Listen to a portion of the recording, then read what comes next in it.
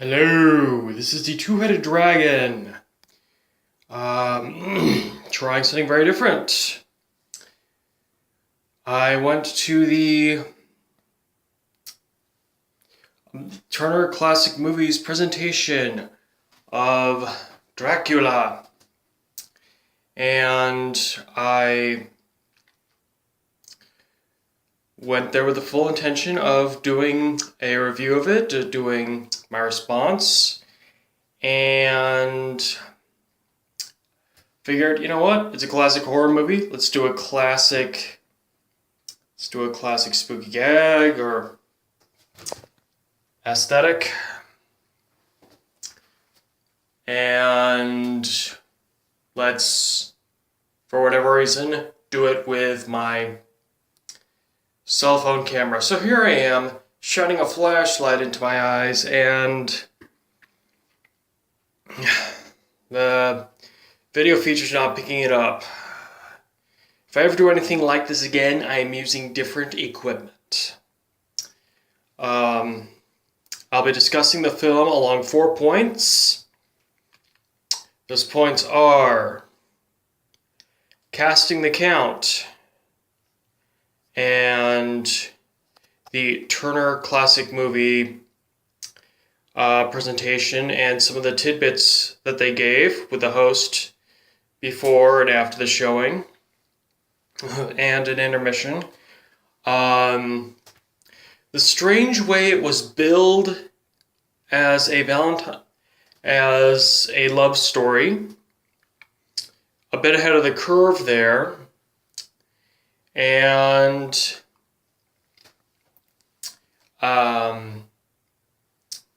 finally, my thoughts on the production value, the production design, the way the film looked, the way things were in the actual film, and my thoughts on it.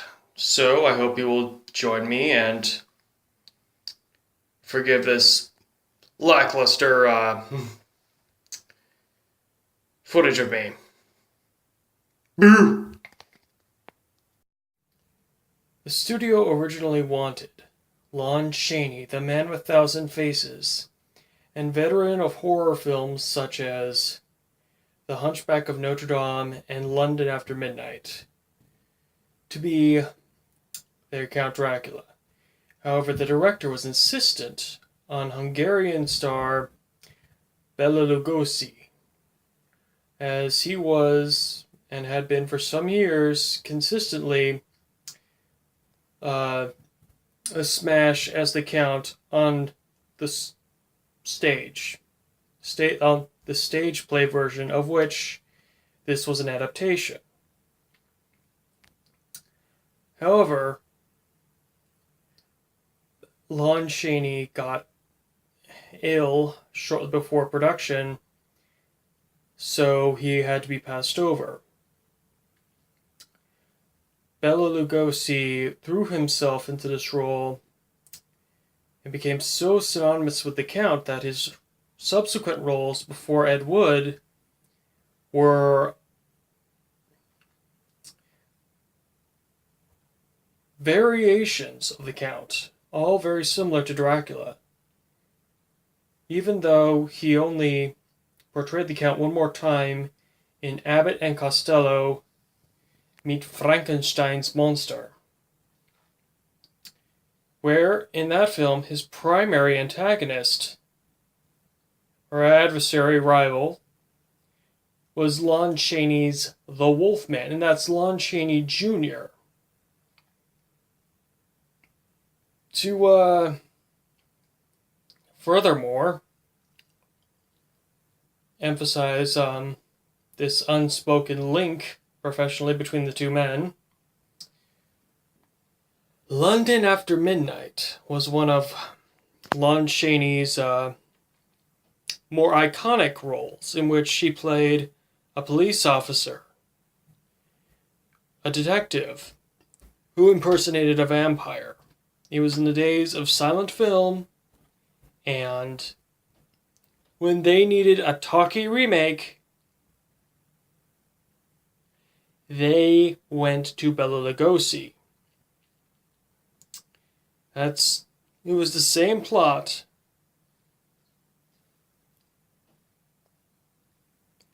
but it was called Mark of the Vampire.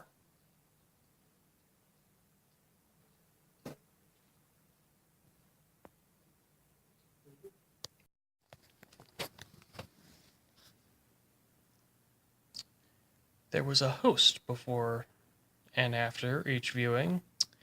There were two viewings, one of the original English version and one of the Spanish version. This was the first time I ever heard of the Spanish version. Universal wanted to double their profits, so they produced a Spanish version of the film with a Spanish director and cast using the same props and sets so they could market it to multiple audiences. And this reminded me of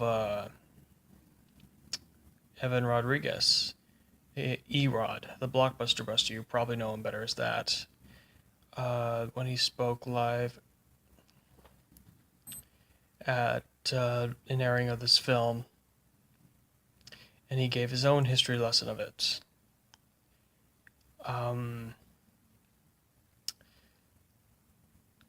I wonder, I didn't actually get to see that. Probably nothing. While it was on Blip.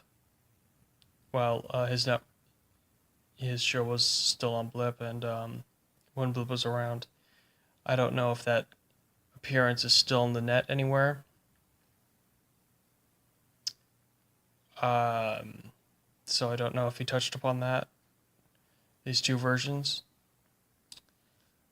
And debate rages, well, it continues to this day as to which one is better, but what the Turner Classic Movie host mentioned was that the film director of the English version felt that the Spanish director had an advantage because when the English crew was done for the day, the Spanish crew would come in and the director could come in early and just watch the English crew at work so he could already see it all being done and work off of that. That makes me very curious to see what this Spanish Dracula would be like. I heard Dracula say good night a few times, but I didn't hear him say the eponymous good evening.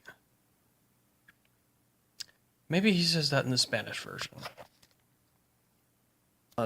You would expect a movie like this to be released on Halloween, or The Witch's Night, or the dreadful night of the year referenced in Dracula's Guest and in this story. I can never remember it when I hear it. I can never translate it so I can never translate it to English. But not All Hallows Eve, not May Eve, not even St. George's Eve, because wait, what? That's supposed to be the night the vampire's power is stronger than any other night of the year, the Eve of St. George. I mean, even Joss Whedon used that once. Valentine's Day? You're kidding me. Valentine's Day? Telling me this movie was billed as the strangest love story ever told. I don't see it. I do not see it. I do not see it. Any semblance of romance with this thing rests on Mina.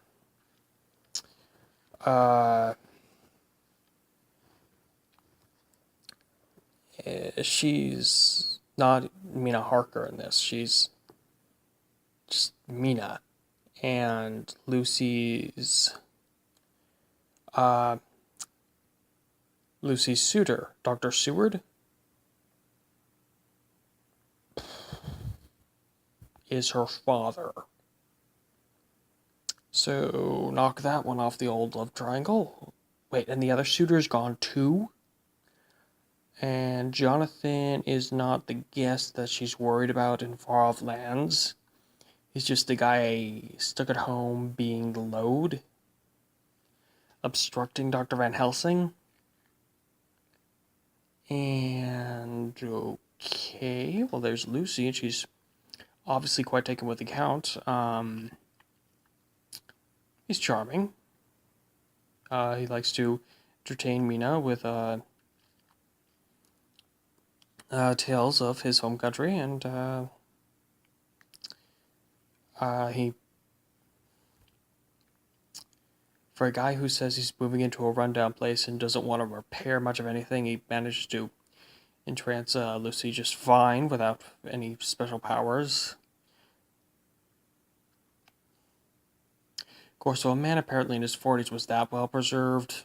Yeah, that's probably something to do with it. Wealthy, far off, distant land, nobility, account. I don't know. I'm grasping at straws here because I still don't see the love story. He kills every woman he bites, with one bite except for Mina. Okay, there's that. But that's keeping with the book where there's a forced exchange of blood and he's gradually siphoning her, and it's after he comes under attack, or rather he's made a target by Van Helsing. So again, not especially romantic. Where is the love? Please tell me. Where is the love? This is, of course, back when vampires were still scary. They still had their bite, no pun intended. This was before Anne Rice. Yet, curiously, after Bram Stoker. Well, obviously after Bram Stoker, but I mean after The Lady of the Shroud, where the rugged man's man falls in love with the vampire who seems to curse her condition. I haven't finished reading that one, but come on, that's a love story. This isn't. That I can see. I'm sorry. It's not. Now about the presentation of the film. I was very taken in by the level of decay in Carfax Abbey and in Castle Dracula. And I noticed a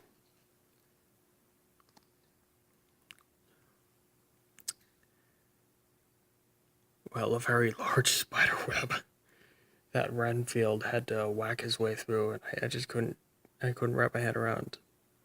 If that's fake, how do they not have stuff that quality for sale? And if that was real, how did they get it that big? You have to see it to believe it. It's like they just walked into an aging ruin one day and started from there. The whole thing.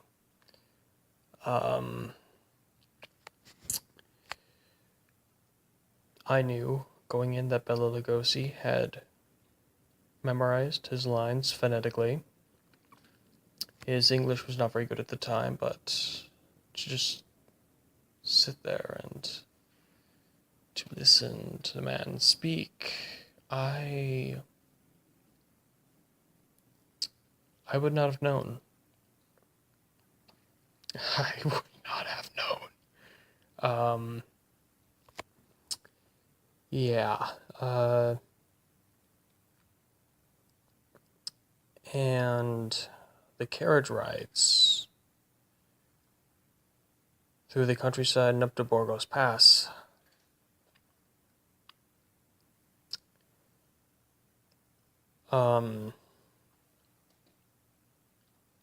So rough. I thought that the carriage was actually jostling around a lot. I mean, people were lunging forward. It was always shaking.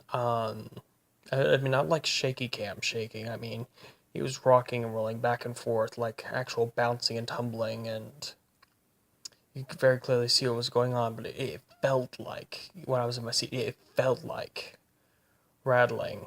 Um, Cinematographers really need to take a cue from this scene. I was trying to wrap my head around how they did it without getting any input, just trying to figure it all out in my head. I think they were just rotating the camera and moving actors in time, but this was back in 1931. Moving cameras around was probably not the easiest thing in the world back then. Big cameras in those days. Um,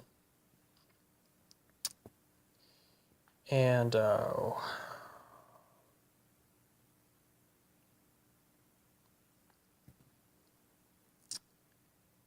I got a bit of a WTF moment where Renfield is taking the personal carriage from Borgos Pass and he's going to Castle Dracula and he's sticking his head out to look at the driver and the driver's not there and there's just this bat over the horses and his eyes widen and he's been the skeptic up till this point. That moment was priceless. Um, yeah, I am not going to spoil a lot of this movie for you. It it would defeat the purpose of me advertising it because I do recommend this movie. I recommend it. I haven't seen Nosferatu yet, but uh they do use that word a lot in this movie, despite the fact that Nosferatu was a plagiarism. I don't think it was used in the book. I think it originated with the film Nosferatu that Mary Stoker tried to have destroyed. This and the official literary sequel from this century, this movie and the sequel were the only officially approved things from the approved by the family. The sequel is written by Bram Stoker's descendant. I do recommend this movie. I recommend it a lot. Scary good time. They say a little bit of horror now was a whole lot then. I can only imagine what went through people's minds. I know, knowing so much going in, I know being desensitized in the post Ridley Scott and slasher generation, this cannot hold the same grip for me, but I still enjoyed myself a lot. That's it was very impressive. And go check it out.